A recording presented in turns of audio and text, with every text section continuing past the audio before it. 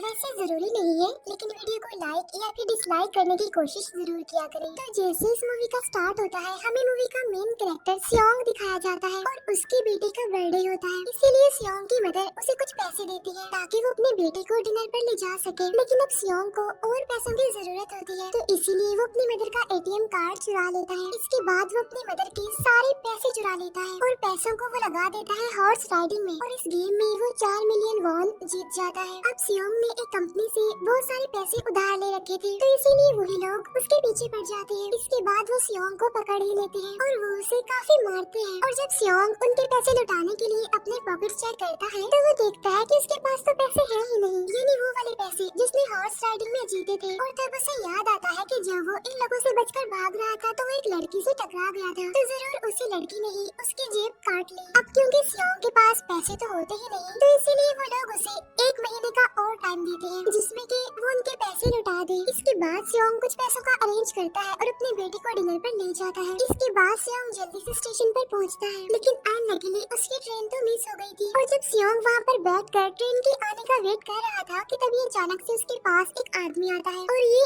Unknown person था, यानी सियोंग उसके बारे में कुछ नहीं जानता था। फिर वो अननोन पर्सन सियोंग को कहता है कि मैं तुम्हारे साथ एक गेम खेलना चाहता हूँ। वो सियोंग को कहता है कि अगर तुम इस गेम में जीत गए तो मैं तुम्हें 1 लाख वॉन दूंगा। तब इतने सारे पैसों को सुनकर सियोंग के गेम खेलने के लिए एग्री हो जाता है। इसके बाद सियोंग काफी मार खाने के बाद ये गेम जीत जाता है, यानी वो 1 लाख वॉन हासिल कर लेता है। इसके बाद वो अननोन पर्सन सियोंग को एक कार्ड देता है, ये कहते हुए कि अगर तुम और पैसे जीतना चाहते हो तो इस कार्ड पर जो नंबर लिखा हुआ है उस पर कांटेक्ट करना। इसके बाद सियोंग जब अपने घर जाता है, तो उसकी मदर उसे कहती है कि तुम्हारी बेटी अगले साल अपने स्टेप फादर के साथ यूएस में शिफ्ट हो रही है। यहाँ पर हमें ये पता चलता है कि सियोंग की डिवोर्स हो गई है और उसकी वाइफ ने दूसरी शादी भी कर ली है। लेकिन सियोंग कभी भी ये नहीं चाहता था कि उसकी बेटी उससे दूर जाए, लेकिन उसे बहुत सारे पैसे चाहिए होते हैं अपने बेटे की कस्टडी वापस लेने के लिए, तो इसीलिए सियोंग उस कार्ड वाले नंबर पर कॉल करता है। इसके बाद सियोंग को एक गाड़ी में लाया जाता है जहाँ पर और भी लोग थे, लेकिन फिर उन सारे लोगों को बेहोश कर दिया जाता है। और जब उन सब लोगों की आँख खुलती है, तो वो खुद को एक फैसिलिटी में पाते हैं जहाँ टोटल 456 लोग थे, और वो वहाँ पर एज अ प्लेयर थे, क्योंकि उन सबको एक यूनिफॉर्म भी पहनाया हुआ था। इस फैसिलिटी का होस्ट यानी लीडर एक आदमी था जो कि फ्रंट मैन था वहाँ पर, और वो सब पर नजर रख रहा था। अब यहाँ पर एक कॉमन चीज थी कि जितने भी लोगों को वहाँ पर लाया गया था, उन सब ने कर्जे लिए हुए थे बहुत ज्यादा। सियोंग वहाँ पर प्लेयर नंबर 1 से मिलता है, जो कि एक बूढ़ा आदमी था। उस बूढ़े आदमी को ब्रेन ट्यूमर था, यही वजह थी कि वो यहाँ पर आया था, क्योंकि उसकी लाइफ तो वैसे भी खत्म ही होने वाली थी। इसके बाद वहाँ पर 2 प्लेयर्स, जिनमें लड़की का नाम सैब्यूक और लड़की का नाम जेंग होता है, उनके बीच फाइट होती है। अब यहाँ पर सैब्यूक वही लड़की थी जो सियोंग के पैसे लेकर भाग गई थी, यानी उसी ने उसकी जेब काटी थी। सियोंग तो उसे देखते ही पहचान लेता है, इसीलिए वो अपने पैसे मांगने के लिए उसके पास जाता है। तभी वहाँ पर कुछ गार्ड्स आ जाते हैं जिन्होंने पिंक कलर का यूनिफॉर्म पहना था और उनके फेस अच्छी तरह से कवर्ड थे। गार्ड्स उन सभी प्लेयर्स को बताते हैं कि तुम्हें यहाँ पर टोटल 6 गेम्स खेलनी होंगी, और जो इस गेम का विनर होगा उसे बहुत सारे पैसे मिलेंगे। इसके बाद उन सबसे एक कॉन्ट्रैक्ट पर साइन करवाया जाता है, और इस कॉन्ट्रैक्ट के 3 मेन रूल्स थे। पहला रूल ये कि कोई भी प्लेयर अपनी मर्जी से गेम को छोड़कर नहीं जा सकता। दूसरा रूल ये होता है कि जो भी प्लेयर खेलने से मना करेगा तो उस प्लेयर को एलिमिनेट कर दिया जाएगा, और उनके मुताबिक एलिमिनेट का मतलब क्या था ये तो हम आगे ही जानेंगे। गेम का तीसरा रूल ये था कि अगर मेजोरिटी इस गेम को खेलना नहीं चाहती तो वो इस गेम को छोड़कर जा सकते हैं। इसके बाद उन सबको गेम के लिए ले जाया जाता है। अब यहाँ पर सियोंग अपने क्लासमेट सैंगो से भी मिलता है, जो कि उसे बचपन से जानता था। सियोंग उसे वहाँ पर देखकर काफी हैरान होता है, क्योंकि वो तो किसी बिजनेस के लिए आउट ऑफ कंट्री चला गया था। अब पहले गेम के लिए वहाँ पर एक काफी बड़ी डॉल थी, और इस गेम का रूल काफी सिंपल था, और वो ये था कि डॉल जब भी गाना गाएगी उन सबको आगे बढ़ना है, और जैसे ही वो गाना गाना बंद करेगी तो उन सबको रुक जाना है और मूव नहीं करना है, और अगर कोई हिल गया तो उसे एलिमिनेट कर दिया जाएगा। अब स्टार्टिंग में तो ये सब कुछ उन्हें किसी प्रैंक की तरह लग रहा था, लेकिन जब एक लड़का हिल जाता है तो उसे शूट करके मार दिया जाता है, और यही होता है एलिमिनेट का मतलब, यानी उन्हें मार दिया जाएगा। अब ये देखकर वो सारे लोग काफी घबरा जाते हैं, और उन्हें पता चल चुका था कि वो खतरे में है, इसीलिए लोग डरते हुए पैनिक करते हुए इधर उधर भागने लगते हैं।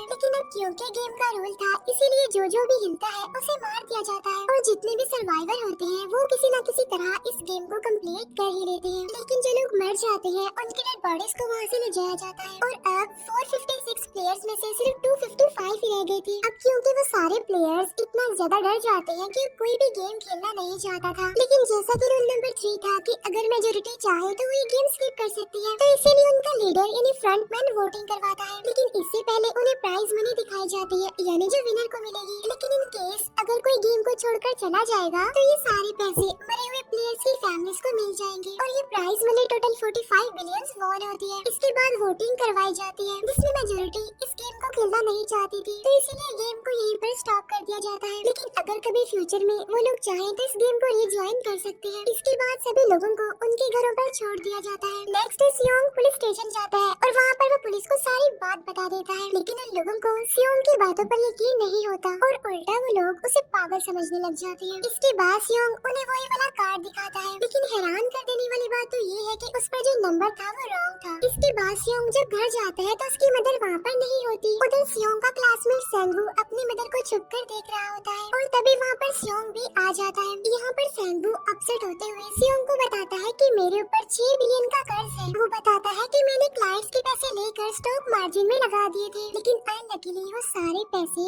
डूब गए। और तभी सियोंग के पास हॉस्पिटल से कॉल आती है। सियोंग की मदर का पाँव काफी इंजर्ड था, लेकिन डायबिटीज का ट्रीटमेंट न होने की वजह से उनकी चोट और ज्यादा बढ़ गई। तब डॉक्टर सियोंग को बताते हैं कि तुम्हारी मदर का ट्रीटमेंट हो सकता है, लेकिन इसके लिए हमें इनका पाँव काटना होगा। लेकिन इस ऑपरेशन में बहुत सारे पैसे लगने वाले थे, लेकिन जाहिर सी बात है सियोंग के पास इतने पैसे तो होते नहीं। इवन उसने तो अपनी मदर के इंश्योरेंस के पैसे भी उड़ा दिए थे। तब इसीलिए सियोंग पैसे मांगने के लिए अपनी वाइफ के पास जाता है, लेकिन उसकी वाइफ उसे पैसे देने से इनकार कर देती है। फिर उसकी वाइफ अपने हस्बैंड को बताती है कि सियोंग आया था पैसे मांगने के लिए और तभी उसका हस्बैंड सियोंग को पैसे देने आता है। साथ साथ उसे ये भी कहता है कि मेरी फैमिली से दूर रहो। लेकिन सियोंग उसे मारने लगता है और तभी उसकी बेटी भी वहाँ पर आ जाती है। इसके बाद सियोंग का एक फ्रेंड अपने बॉस के पास पैसे मांगने जाता है, लेकिन उसका बॉस उसे पैसे देने से मना कर देता है, तो इसीलिए उन दोनों के बीच फाइट होने लगती है। इस फाइट के दौरान उसके बॉस का हाथ मशीन में आ जाता है, तो मौके का फायदा उठाकर सियोंग का फ्रेंड पैसे लेकर वहाँ से भाग जाता है। फिर इसके बाद सियोंग का फ्रेंड अपने घर आकर अपनी वाइफ को कहता है कि पहले फ्लाइट लो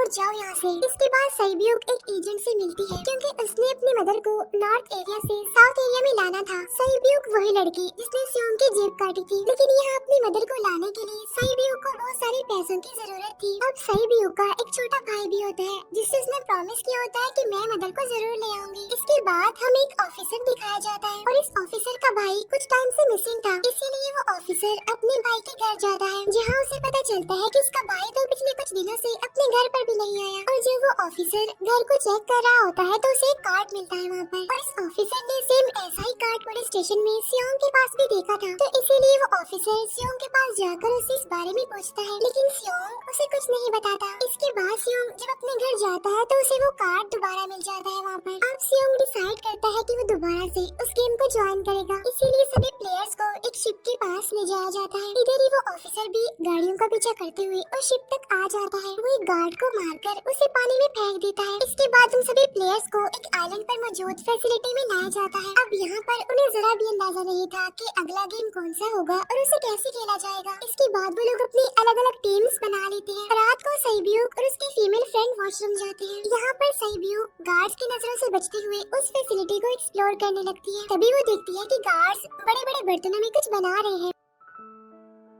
लेकिन अब क्योंकि गार्ड्स को शक हो जाता है तो ये गार्ड वॉशरूम्स को चेक करने के लिए आता है, लेकिन तब तक सईब्यूक वापस आ चुकी थी। इसके बाद सईब्यूक अपनी फीमेल फ्रेंड को सारी बात बता देती है जो उसने देखा था, लेकिन यहाँ पर सेंगू उन दोनों की बातें सुन लेता है और वो इस बारे में सईब्यूक से पूछता है, जिस पर सईब्यूक बताती है कि वो बड़े बड़े बर्तनों में कुछ पका रहे थे। इसके बाद उन सभी प्लेयर्स को प्लेग्राउंड में लाया जाता है, जहाँ पर उनके सामने 4 शेप्स थी। 4 शेप्स में से उन्होंने किसी एक शेप को चूज करना था। अब यहाँ पर सेंगू को पता चल जाता है कि गेम गेम क्या है और क्या करना है हमें। सेंगू सियोंग को बताता है कि सबने अलग अलग शेप्स को चुनना है। इसके बाद हम सभी को एक छोटा सा बर्तन दिया जाता है जिसमें की शेप्स बनी होती है। अब गेम उनकी ये होती है कि उन्होंने किसी तरह उस शेप को बाहर निकालना है बगैर डैमेज किए। लेकिन अगर शेप जरा से भी खराब हो गई तो उन्हें एलिमिनेट कर दिया जाएगा, यानी मार दिया जाएगा। अब यहाँ पर सेंगू तो इजिली उस शेप को निकाल लेता है, लेकिन सियोंग इतना ज्यादा घबरा जाता है कि उसकी हालत खराब होने लगती है। लेकिन फिर वो किसी न किसी तरह करके इस गेम को भी जीत लेता है। इसके बाद उन सबको वापस से रूम में लाया जाता है। अब यहाँ पर 187 प्लेयर्स वापस आए थे, जिनमें से अब सिर्फ 108 ही रह गए थे। इसके बाद उन सबको खाने के लिए ले जाया जाता है, लेकिन खाने की वजह से जैंग की एक लड़के से फाइट हो जाती है, जहाँ पर जैंग उस लड़के को इतना ज्यादा मारता है कि वो मौके पर ही मर जाता है। इधर ही हम देखते हैं कि उन प्लेयर्स में से एक डॉक्टर होता है जो गार्ड्स के साथ मिलकर मरे हुए लोगों के ऑर्गन्स निकाल कर उन्हें चाइनीज को बेचने का काम करता है। इसीलिए जब भी डेड बॉडीज को ले जाया जाता है तो वो डेड बॉडीज को गायब कर लेते हैं, क्योंकि ये सब कुछ एक प्लान के अकॉर्डिंग चल रहा था, क्योंकि ये सारा कुछ फ्रंट मैन से छुपकर हो रहा था। यही वजह थी कि कंट्रोल रूम में भी उन्होंने अपना ही एक आदमी बिठाया हुआ था जो कि उन लोगों की सारी वीडियो फुटेज डिलीट कर देता था। और गार्ड्स तो डॉक्टर को गेम के बारे में पहले ही बता देते थे ताकि वो सरवाइव कर सके। यहाँ पर एक गार्ड उसी प्लेयर डॉक्टर को बताता है कि आज हमने प्लेयर्स को जानबूझकर खाना कम दिया है ताकि वो आपस में लड़ने लगे, जिससे होगा ये कि सारे वीक प्लेयर्स गेम से आउट हो जाएंगे। साथ ही गार्ड डॉक्टर को अपनी अगली गेम के बारे में बता देता है। अब 30 मिनट के बाद वहाँ पर लाइट्स ऑफ होने वाली थी। अब यहाँ पर सेंगू को पता था कि सियोंग की टीम जरूर कोई उल्टा काम करेगी, इसलिए वो उस टीम को अपने पास बुलाकर उन्हें रिलैक्स रहने के लिए कहता है। उधर वो जो डॉक्टर प्लेयर होता है वो जैंग की टीम में शामिल हो जाता है। यहाँ पर डॉक्टर जैंग को बता देता है कि अगला गेम क्या होने वाला है। इसके बाद लाइट्स ऑफ हो जाती है और जैंग अपनी टीम के साथ मिलकर बाकी सभी को मारने लगता है। जैंग एक लड़की को मारकर सेबियो को मारने जाता है, लेकिन तभी सियोंग उसे बचा लेता है। इसके बाद गार्ड्स वहाँ पर आकर उन सभी को रोक लेते हैं और अब टोटल 80 लोग रह गए थे। इसके बाद उन सभी को तीसरे गेम के लिए ले जाया जाता है और यहाँ पर उन्हें 10-10 प्लेयर्स की एक टीम बनाने के लिए कहा जाता है और वो लोग ऐसा ही करते हैं, अपनी अपनी टीम बना लेते हैं। अब क्योंकि जैंग को अगली गेम के बारे में पहले ही पता होता है, इसीलिए वो सेबियो की फीमेल फ्रेंड को अपनी टीम में नहीं रखता और वो अपनी टीम में सिर्फ मर्दों को ही रखता है। इसके बाद सेंगू भी अपनी एक टीम बना लेता है। अब क्योंकि उन्हें एक प्लेयर की जरूरत थी तो इसीलिए सेबियो की फीमेल फ्रेंड उनकी टीम में शामिल हो जाती है और ये गेम असल में टग ऑफ वॉर का होता है, यानी उन्होंने अपने सामने वाली टीम को नीचे गिराना था। इसके बाद गेम स्टार्ट हो जाती है और जैंग की टीम बड़ी आसानी से इस गेम को जीत लेती है। इसके बाद बारी होती है सेंगू की टीम की। तब प्लेयर नंबर 1 यानी वो बूढ़ा आदमी कहता है कि मैंने अपनी जिंदगी में बहुत सारी टग ऑफ वॉर खेल रखी है, इसीलिए उन सबको गाइड करता है कि इस गेम को कैसे जीतना है। तो इसीलिए वो लोग किसी न किसी तरह करके इस गेम को जीत जाते हैं। फिर दिखाया जाता है कि 30 मिनट के बाद दोबारा से लाइट्स ऑफ हो जाएंगी, जिस पर सेंगू उन सबको कहता है कि रेडी रहना। तो इसीलिए वो डिसाइड करते हैं कि एक एक करके हम पहरा देंगे। अब जैंग की टीम में एक से बढ़कर एक चालाक प्लेयर था, तो इसीलिए जैंग को डर होता है कि कहीं उसकी टीम उसे ही साइड पर न लगा दे, यानी उसे ही अपने रास्ते से न हटा दे।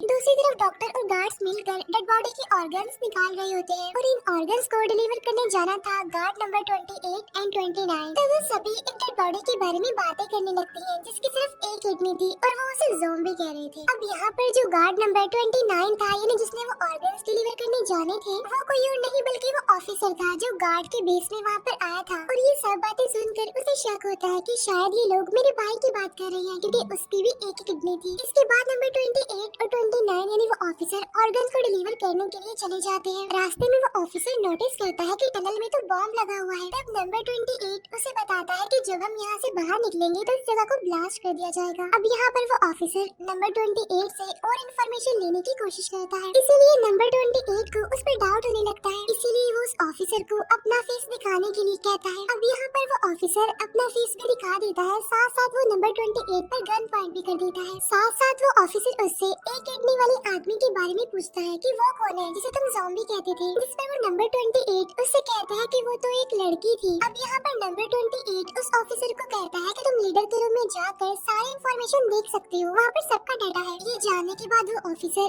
नंबर 28 को मार डालता है। उधर वो डॉक्टर गार्ड से अगले गेम के बारे में पूछता है, लेकिन इस बार गार्ड्स को भी अगली गेम के बारे में पता नहीं होता। तब इसीलिए डॉक्टर को गुस्सा आ जाता है और वो एक गार्ड को पकड़ लेता है और उनकी फाइट होने लगती है। इसी फाइट में डॉक्टर उस गार्ड को मार कर वहाँ से भाग जाता है। इसके बाद एक गार्ड भी उसका पीछा करता है और वो दोनों प्लेग्राउंड में आ जाते हैं। यहाँ पर गार्ड डॉक्टर को अपनी बातों में फंसा कर उसे मारने वाला होता है, लेकिन तभी लीडर इन्हें फ्रंटमैन आकर उसे मार डालता है और बाद में वो उस डॉक्टर को भी मार डालते हैं। साथ साथ इन्हें वहीं पर नंबर 28 की डेड बॉडी भी मिल जाती है, जिससे इन्हें ये पता चल जाता है कि फैसिलिटी में कोई घुस गया है। उधर वो ऑफिसर लीडर इन्हें फ्रंटमैन के रूम तक पहुंच जाता है। तब वो चेक करते करते एक ऐसे रूम में जाता है जहाँ पर सबके रिकॉर्ड्स थे, और जब वो ऑफिसर रिकॉर्ड चेक कर रहा होता है तो उसे सभी विनर्स की एक लिस्ट मिलती है, जिसमें उसके भाई का भी नाम था, यानी वो भी कभी विनर था। उधर सभी प्लेयर्स को फोर्थ गेम के लिए ले जाया जाता है, जहाँ पर उन सबको अपना अपना पार्टनर चुनने के लिए कहा जाता है, और वो प्लेयर्स करते भी ऐसा ही है, अपना अपना पार्टनर चुन लेते हैं। सही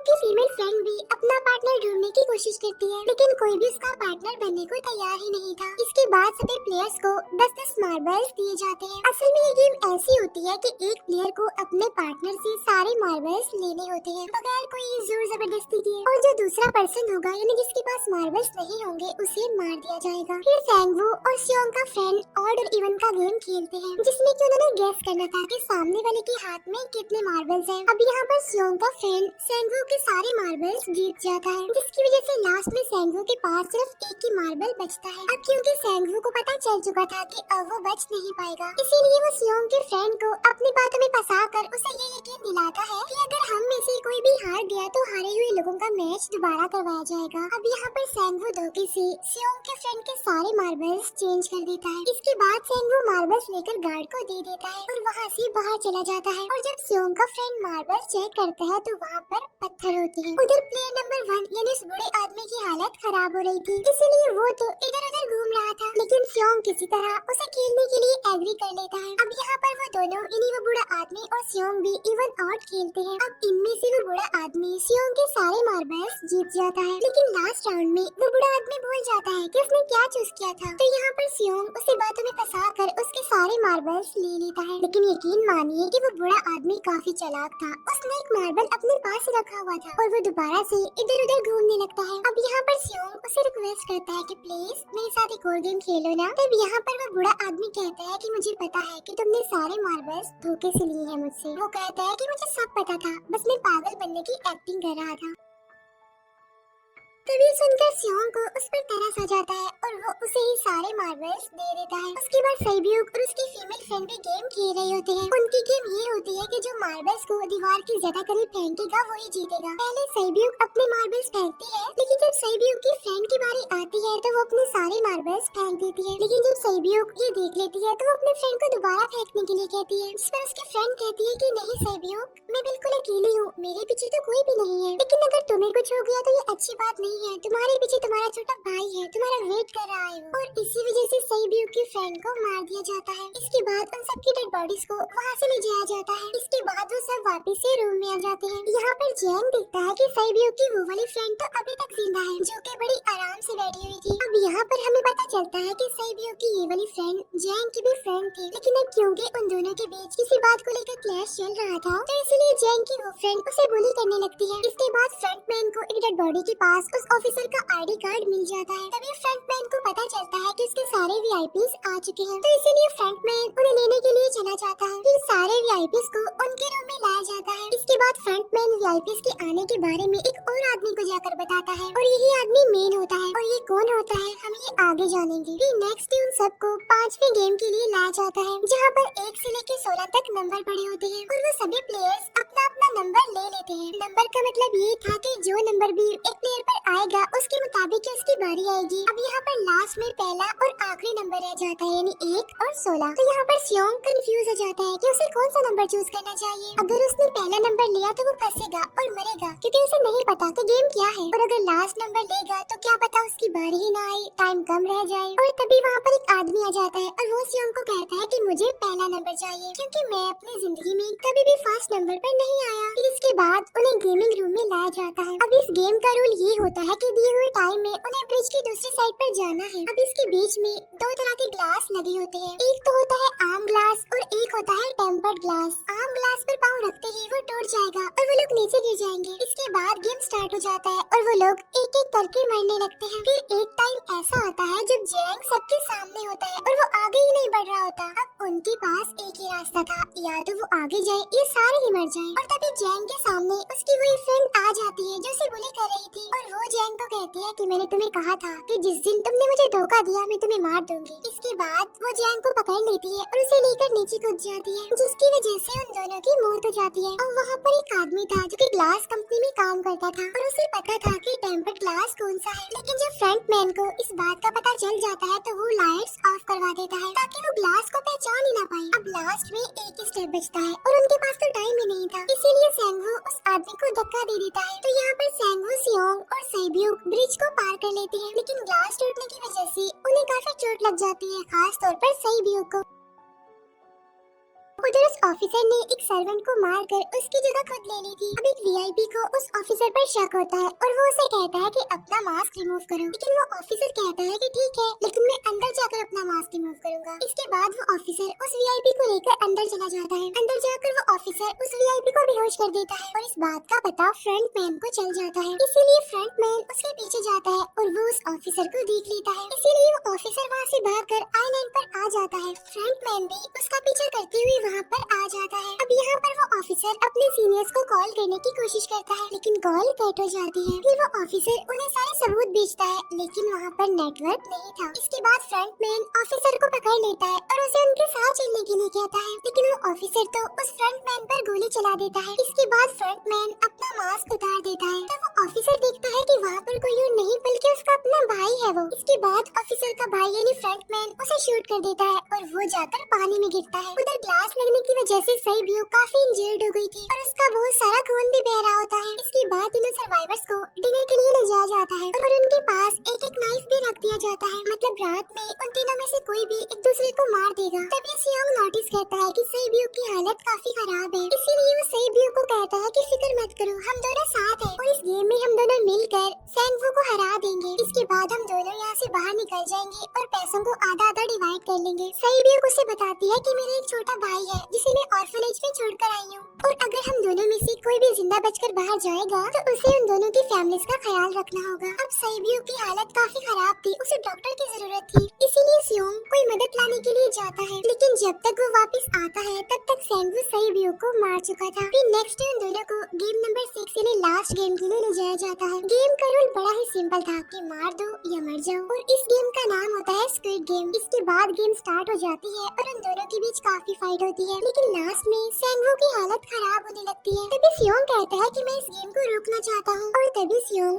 सेंगवू को उसके साथ चलने के लिए कहता है, लेकिन सेंगवू तो अपने आप को ही मार डालता है, जिसकी वजह से सियोंग गेम जीत जाता है। फिर फ्रंट मैन सियोंग को कहता है कि तुम बहुत अच्छा खेले, लेकिन मुझे इसकी उम्मीद नहीं थी। इसके बाद सियोंग को उसके घर पर छोड़ दिया जाता है और उसके पास एक एटीएम कार्ड भी था, और जब सियोंग उस एटीएम कार्ड को जाकर चेक करता है तो वो दिखता है कि सारे पैसे उसके अकाउंट में भेज दिए जाते हैं। इसके बाद सियोंग अपने घर जाता है, लेकिन तब तक उसकी मदर की डेथ हो जाती है। इसके बाद हमें 1 साल बाद का सीन दिखाया जाता है, जहाँ पर हम देखते हैं कि सियोंग की हालत काफी खराब हो गई है, यानी वो काफी नशा करने लग गया है और उसने अब तक उन पैसों को हाथ तक नहीं लगाया। एक दिन एक फूल बेचने वाली औरत सियोंग के पास आती है और वो उसे सेम वैसा ही कार्ड देती है जिसमें एक एड्रेस लिखा हुआ था, और फिर सियोंग उस एड्रेस पर जाता है जहाँ पर उसे पता चलता है कि ये सारा किया धरा किसी और का नहीं बल्कि उस बूढ़े का है, प्लेयर नंबर 1 का, और वो अभी भी जिंदा है। यहाँ पर वो बूढ़ा आदमी सियोंग को बताता है कि मैं अपनी लाइफ से बोर हो चुका था और ये सारे गेम मैंने अपने क्लाइंट्स के साथ मिलकर बनाई ताकि मैं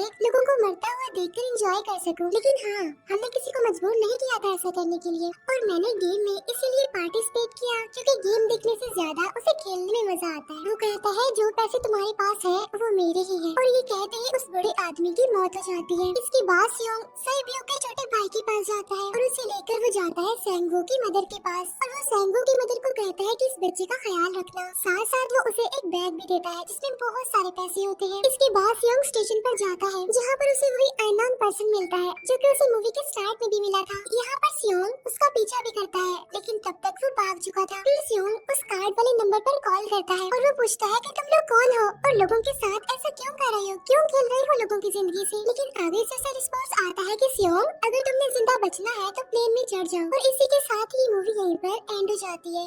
थैंक यू फॉर वॉचिंग।